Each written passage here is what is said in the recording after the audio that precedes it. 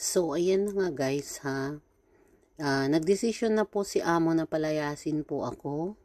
Dahil ano po, TikTok daw ako ng TikTok, Reels daw po ako ng TikTok, ayaw niya po. Kaya yan, pinalayas na po talaga ako. Kaya impake ko na po yung aking mga gamit guys. Nakakasad na po pero uwi na po ako ng Pilipinas.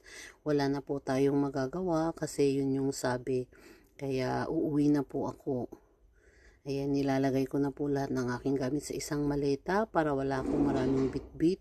Kung ano lang po yung mga mahahalaga lang po na gamit ko ang aking dadalhin guys. Nakakalungkot po.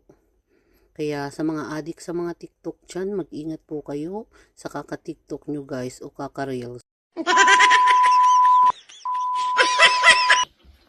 It's a prank! Ayan, so itatago natin sa Maksanto guys kasi wala nang space yung aking cabinet. So, ito ang ating mga pang-winter, ilagay natin sa storage area para hindi nagkalat kasi ito ang ating mga pang-summer. Thank you for watching. It's a prank.